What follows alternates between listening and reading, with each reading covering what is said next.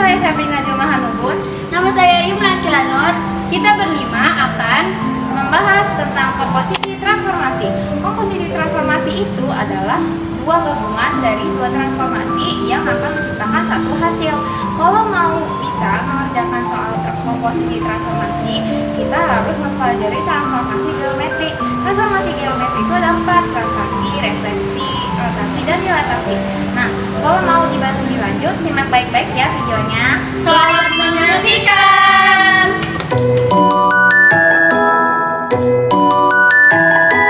Pertama-tama, di sini saya akan menjelaskan 4 jenis transformasi beserta pengertiannya. Yang pertama, ada translasi atau pergeseran, adalah transformasi yang memindahkan setiap titik pada suatu bidang atau bangun geometri dari suatu posisi ke posisi lain. Yang kedua, ada refleksi atau pencerminan, adalah transformasi yang memindahkan setiap titik pada suatu bidang atau bangun geometri dengan menggunakan sifat bayangannya dan sifat benda pada cermin datar. Yang keempat, ada dilatasi. Dilatasi adalah transformasi yang mengubah ukuran pada setiap titik dengan bangun geometri akibat perkalian dengan suatu faktor skala terhadap suatu titik epsilon. Ketiga, ada rotasi. Rotasi atau perputaran adalah transformasi yang memutar setiap titik pada suatu bidang atau bangun geometri dengan sudut dan arah tertentu pada satu titik acuan.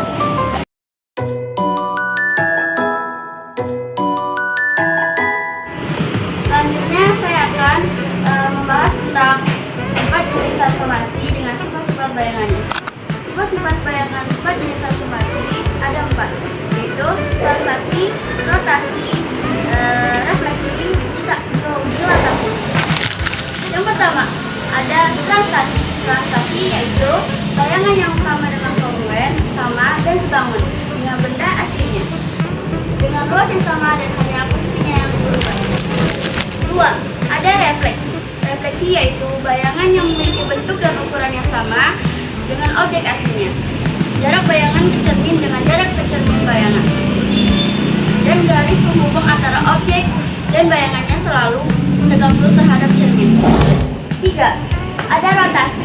Rotasi ialah bentuk dan ukurannya tidak berubah, tetapi posisinya akan berubah karena diputar sejauh sudut dan ke arah tertentu dari pusat tersebut. Yang terakhir ada dilatasi. Dilatasi yaitu sifat bayangannya ditentukan oleh faktor skala dan posisinya relatif terhadap titik pusat.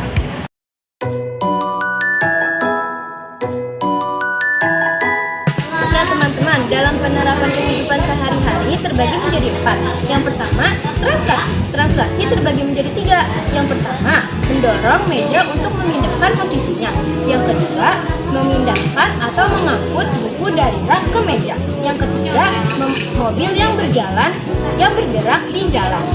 Yang kedua, refleksi. Refleksi juga terbagi menjadi 3. Yang pertama, melihat bayangan di cermin atau air. Yang kedua, kaca spion yang memantulkan cahaya dari objek belakang kendaraan. Yang ketiga, alat-alat ilmiah yang menggunakan cermin. Yang ketiga, rotasi. Rotasi juga terbagi menjadi 3. Yang pertama, berputarnya bumi yang menyebabkan siang dan malam. Yang kedua, pergerakan roda pada kendaraan seperti sepeda atau motor. Yang ketiga, fungsi jam yang menunjukkan waktu melalui jarum jam. Nah, dilatasi terbagi menjadi 3. Yang pertama, menggunakan alat pembesar seperti mikroskop. Yang kedua, itu manipulasi untuk ukuran dalam menyunting foto. Yang ketiga, menyesuaikan skala pada peta. Sekian penerapan pada kehidupan sehari-hari. Terima kasih.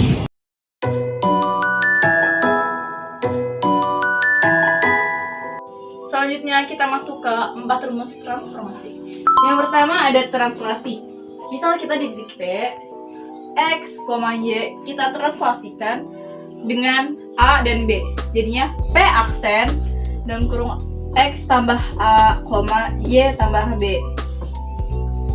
Nah, yang kedua itu ada refleksi. Di sini ada 8 rumus.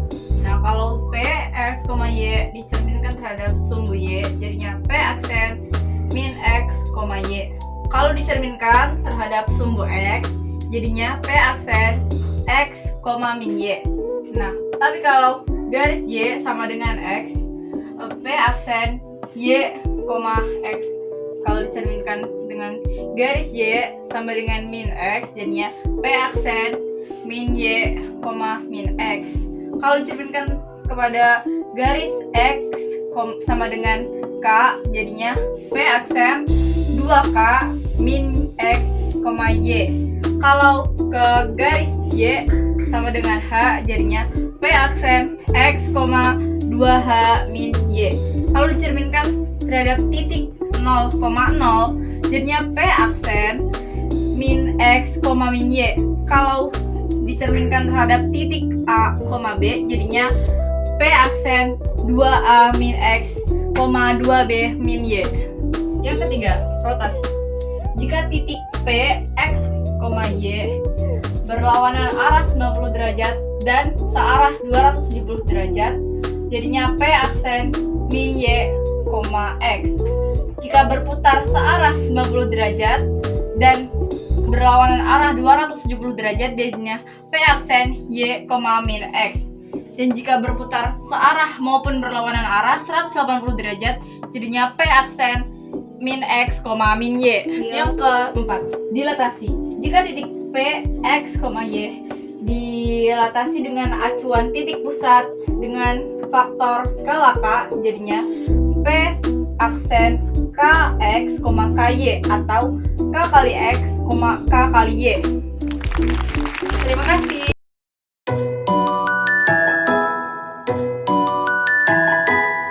Kita lihat contoh gambarnya ya. Misal ada nih gambar translasi. Nah, misal ada titik A min 3,1 ditranslasi oleh 4, min 3. Jadi min 3 ditambah 4, dan berarti dia maju 4 langkah. 1, 2, 3, 4. Nah, sekarang dia ada di titik 1. Oke, X-nya udah. Sekarang kita kasih Y. Y-nya itu 1 dan translasinya min 3. Jadi 1 ditambah min 3. Plus kali minus kan jadinya minus. Jadi 1 dikurang 3. Berarti si 1 ini mundur 3 langkah. Jadinya 1, 2, 3. Karena dia ada di posisi min 2 ya. Jadi hasilnya A aksen 1, min 2. Refleksi. Nah, ini gambarnya ya. Nah, misal kalau ada titik A, X-nya min 4 dan Y-nya min 1 dihadapkan atau dicerminkan pada sumbu Y. Nah, seperti yang kita lihat di rumus tadi, kan kalau dihadapkan pada sumbu Y jadinya min X, Y. Nah, kalau di sini X-nya min 4, Y-nya min 1. Berarti min 4 kan ini min 4 ya. Jadi minnya dikali min jadinya plus. Berarti minnya kan hilang. Terus nanti min 1 sama Y-nya. Ya udah, dia dibiarin aja karena dia nggak ditambahin apa-apa kan. Jadi dia tetap min 1. Udah gitu aja. Yang ketiga, sekarang kita lanjut ke rotasi. Nah, ini gambarnya ya. Misal ada titik A 2,2. Kalau si titik A ini mau diputar 180 derajat, ya seperti kita lihat rumusnya tadi, kan jadinya min X, min Y. Nah, berarti karena ini kan semua positif ya, kita tinggal jadi negatif aja.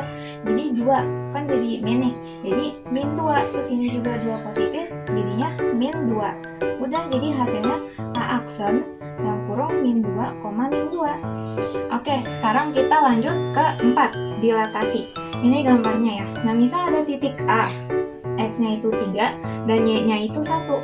Nah, ini kita berpatok pada titik O 0,0 dan faktor skalanya itu 2. Jadi rumusnya itu bakal jadi KX, KY. Nah, jadi kayak si X-nya tinggal dikali aja sama si K. Y-nya juga ya dikali sama si K. Berarti 3 dikali 2, 6. 1 dikali 2, 2. Terus jadinya hasilnya A aksen dalam kurung 6,2. Udah gitu aja.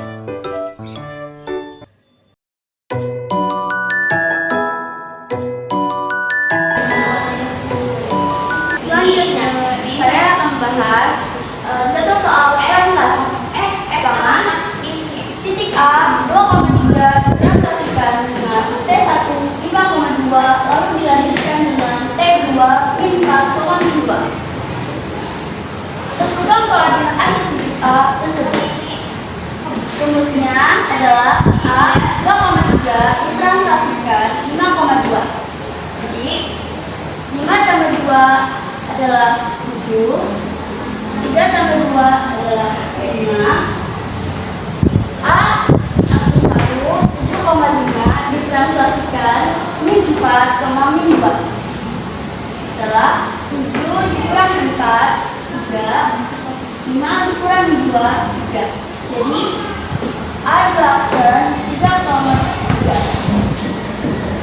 Terima kasih. Nomor 2. Titik E 3,1 ditranslasi dengan T1 min 2,3 lalu dilanjutkan dengan T2 1,4. Tentukan koordinat akhir titik F. Rumusnya E 3,1 ditranslasikan min 2,3. Jadi 3 dikurangi min 2, 1 ditambah 3 dengan 4. Jadi E aksen 1,4 ditranslasikan 1,4. Jadi 1 tambah 1 2, 4 kurangi min 4 jadi 0. Jadi E double action 2,0. Ini hasilnya. Nomor 3. Titik 5,5 transaksi dengan T1 min 2, min 4 lalu dilanjutkan dengan T2 3,6. Tentukan koordinat akhir titik. Jadi rumusnya di 5,5 transaksi min 2, min 4. Jadi 5 dikurangi 2 sama dengan 5 dikurangi 4 sama dengan 1. Jadi I action 3,1 ditranslasikan 3,6. Jadi 3 ditambah 3 sama dengan 6 ditambah 1 sama dengan 7. Jadi I double action 6,7. Ini jadi hasilnya. Oke, di sini saya akan menjelaskan contoh soal refleksi. Yang pertama, titik B berada di koordinat 4,1. Jika titik B direfleksikan terhadap sumbu X, kemudian lanjut dengan sumbu Y, tentukan koordinat terakhir titik B tersebut. Jadi caranya B 4,-1 kita pakai rumus sumbu X. Jadi B aksen X, min Y. Kemudian lagi B aksen 4, min kali min jadinya plus. Jadi satunya ini enggak min. Terus kita lanjut dengan rumus Y, rumus sumbu Y. B double aksen min X. Terus B double aksen ini 4-nya jadi min. Terus satunya tetap ya. Udah ini. Yang kedua contoh soal refleksinya yaitu titik F berada di koordinat 3,1. Jika titik F direfleksikan terhadap titik 0,0 kemudian dilanjut dengan garis Y sama dengan X, tentukan koordinat terakhir titik F tersebut. Jadi caranya F dalam kurung 3,1 kita pakai rumus titik 0,0 nya ya teman-teman. F aksen min X min Y. Nah kita turunin lagi angkanya. F aksen min 3, min 1 karena di sininya min ya, jadi ininya min. Terus kita pakai rumus garis Y sama dengan X. F double aksen Y, X sama dengan F double aksen ini kita balik ya. Jadi X nya ini min 1, Y nya ini min 3.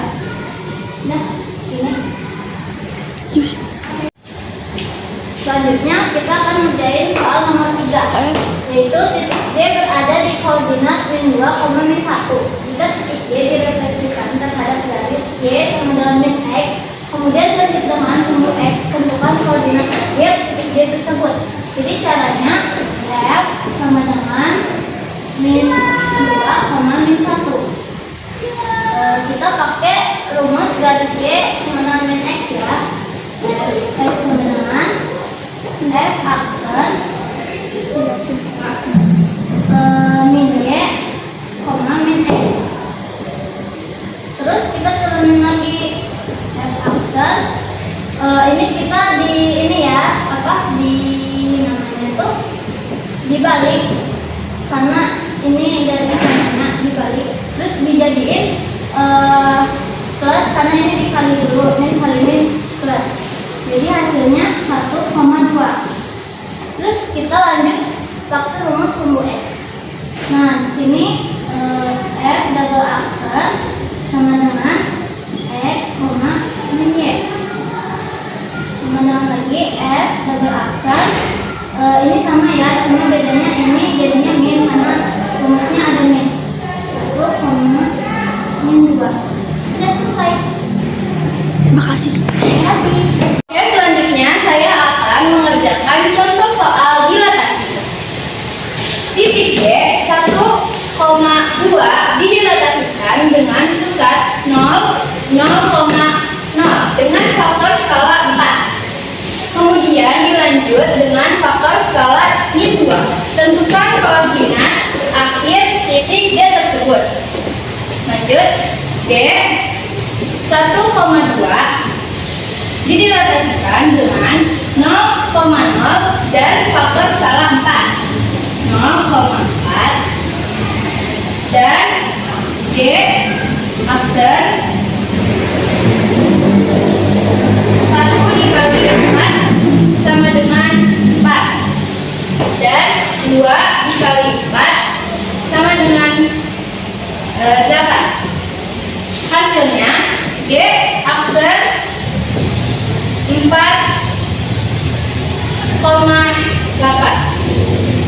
didilatasikan dengan 0 faktor skala min 2. Jadinya D double aksen 4 dikali min 2 sama dengan min 8. 8 dikali min 2 sama dengan min 16. Hasilnya D double aksen adalah min 16. Jadi hasilnya itu H aksen 4, min 2 dilanjut dengan 0, faktor skala 3.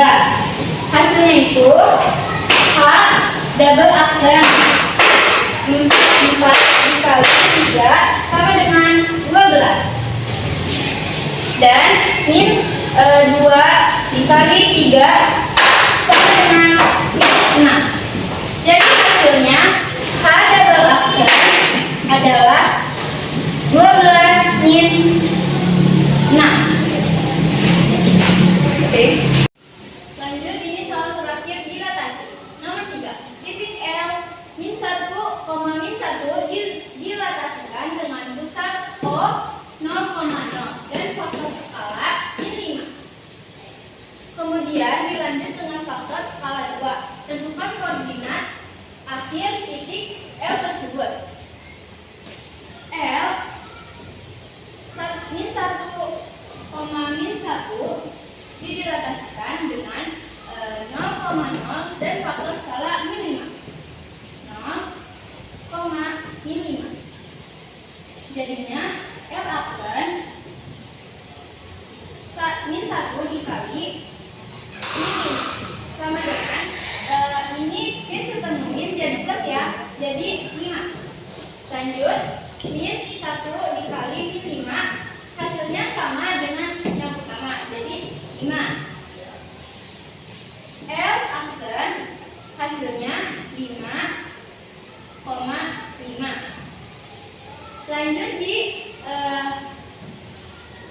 Lanjut kita realisasikan dengan faktor skala 2, jadinya 0,2. Hasilnya L double aksen 5 dikali 2 sama dengan 10, dan 5 dikali 2 sama dengan 10. Hasil dari keseluruhannya L double aksen adalah 10,10. Terima kasih. Saya akan mengerjakan 3 jenis soal, dan yang pertama itu adalah translasi. 1. Titik M 4,2 ditranslasi dengan T1 5,3. Lalu dilanjut dengan T2 min 3, min 3. Tentukan M double aksen. Jadinya M dalam kurung 4,2 ditranslasi dengan T1 5,3. Jadinya itu M aksen 4 ditambah 5, jadinya 9. 2 ditambah 3 itu 5. Jadilah M aksen 9,5.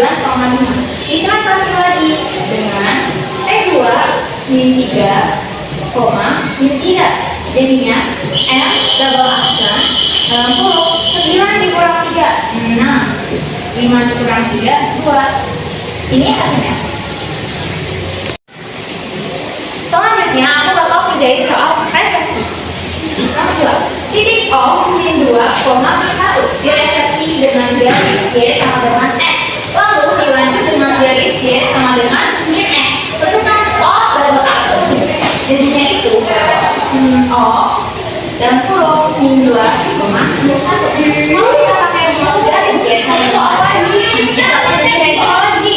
O aksen Y, S. Nah, kalau itu, ini bakal dibalik ya. Jadi min 1 di sini, min 2 di sini. Ya. O aksen min 1, min 2. Selanjutnya kita bakal pakai rumus garis Y sama dengan min X. Oke, jadinya O double aksen dalam kurung min Y, min X. Nah, kalau kayak gini, yaitu dibalik dan dikali sama min. Nanti ini kali min, ini kali min. Kalau dikali min kan jadi plus, jadi nanti kita bakal jadi plus ya. O double aksen dalam kurung min kali min 2 dan min kali min 1. Ini hasilnya ya. Sekarang kita kerjakan soal nomor 3 yang jenis soalnya itu dilatasi. Nomor 3. Titik T 4,2 dilatasi dengan faktor skala 1 dan aksen titik pusatnya. Dilanjut dengan faktor skala 2. Tentukan P double aksen. Nah, nanti caranya P 64,2 tapi dilatasi dengan acuan titik pusat, jadinya 0, faktor skala 1 jadinya 1. Nah, nanti hasilnya jadi P aksen 4 dikali 4 kali min 1, artinya min 4. Nanti juga min 2 dikali min 1. Nah, min kali min, hasilnya hanya itu 2. Nah, nanti P double aksennya itu kayak gini. P aksennya itu kayak gini. 4 min 4, min 4,2. Nanti dilatasi lagi dengan acuan titik pusat dan faktor skalanya itu 2. Nanti jadinya T double aksen kurung min 4 kali 2 sama dengan min 8 dan juga min 2 kali 2 sama dengan 4. Nanti hasil P double aksen itu jadinya min 8, 4. Sekian, terima kasih sudah menonton video kami hingga akhir. Semoga ilmu yang kami berikan bisa bermanfaat dan berguna bagi kalian. Mohon maaf kalau ada kata-kata yang kurang berkenan. Wassalamualaikum warahmatullahi wabarakatuh.